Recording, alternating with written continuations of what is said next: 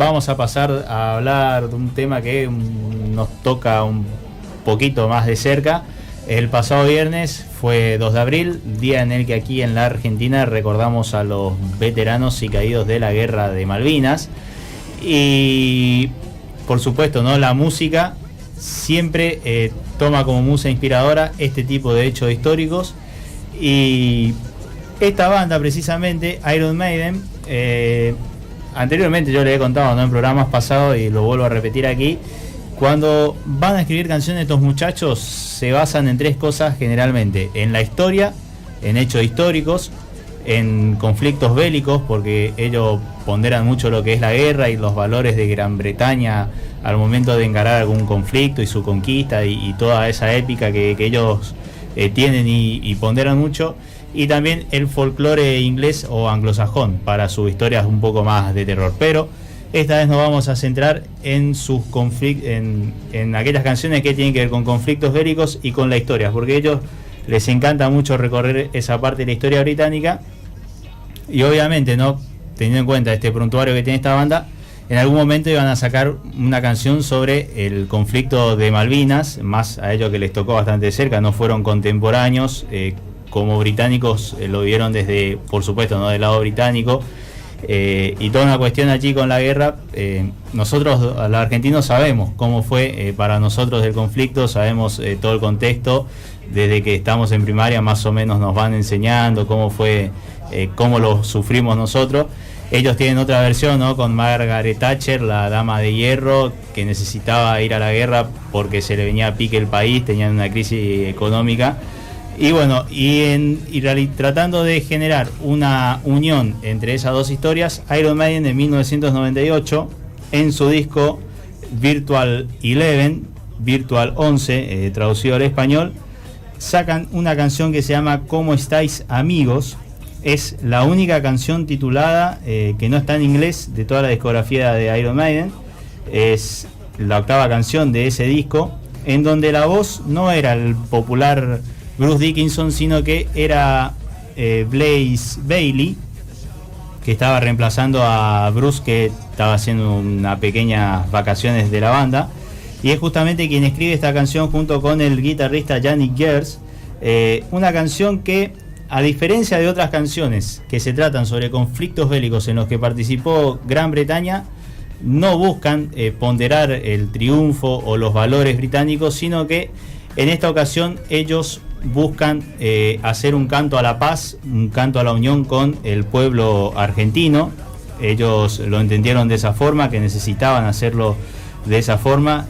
A diferencia de otras ocasiones, ellos no estaban tan orgullosos con este conflicto de Malvinas, cómo se dio y demás, y deciden hacer esta canción que busca la paz entre los pueblos británicos y pueblo argentino. Busca recordar ese hecho para remarcar lo que está bien, lo que está mal, para que no se vuelva a repetir. También busca con esta canción recordar que en cuanto a las guerras, esta que es una banda que habla mucho sobre canciones sobre guerras y conflictos bélicos, que en toda guerra es algo que es absurdo, que no hay vencedores ni hay vencidos.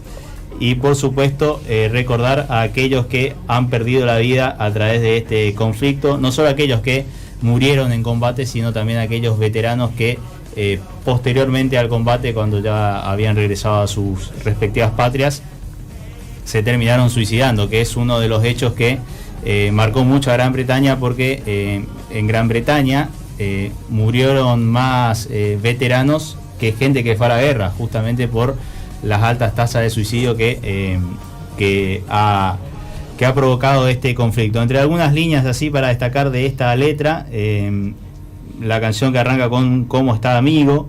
Por la muerte de aquellos que no conocimos nos arrollamos y decimos una oración, nunca sabrán que nos importaron, mantendremos el fuego ardiendo, no lloren más, si nos olvidamos de ellos y del sacrificio que hicieron, la maldad y la tristeza vendrán a visitarnos otra vez. También más adelante dice, nuestras lágrimas serán de alegría, mantendremos controlada la bestia, en nuestro interior el grito es silencioso, en nuestro interior debe permanecer sin vencedor, sin vencido, solo horror, solo dolor. Otra de las intenciones también de las que buscaba Iron Maiden con esta canción era, bueno, justamente no unir al pueblo argentino, que sepan que no tiene que haber tanto conflicto más allá de esta guerra que hemos tenido entre estas dos naciones. Y obviamente, ¿no?, conversando con gente que es fanática de Iron Maiden y que constantemente suele ir a sus shows cada vez que viene a Argentina, dice que con el paso de los años ha bajado, ¿no?, eso de que cada vez que ellos sacan la bandera británica cuando canta la canción de Trooper, que era la que escuchamos anteriormente, siempre había alguno que los bardeaba por ser ingleses y demás, pero bueno, eso con el paso del tiempo se ha corregido, y eso es algo que Iron Maiden ha tratado de buscar y que lo ha encontrado un poco con esta canción homenaje al pueblo argentino tras el conflicto con Malvinas. Sí, se ganaron, digamos, el respeto, por decirlo de una forma, del público argentino, ¿no? Que además es muy masivo, porque Iron Maiden es una banda que acá pega muchísimo, acá tiene mucha calada. Sí, y además esto que es para destacar, ¿no? Ellos siempre con canciones como The Trooper, Aces High, 2 Minutes to Midnight, ellos siempre buscan ponderar lo que ha logrado el ejército británico a lo largo de su historia con las distintas batallas que libraron alrededor de todo el mundo, ¿no? Ellos que son que siempre iban colonizando y demás, y bueno, con esta canción no buscaron eso, sino que, como decíamos, ¿no?, esta unión, que la música es un lenguaje universal y que tiene que ser todo paz y amor en el mundo. Y bueno, ahora vamos a seguir, ¿no?, con el tema, la temática, ¿no?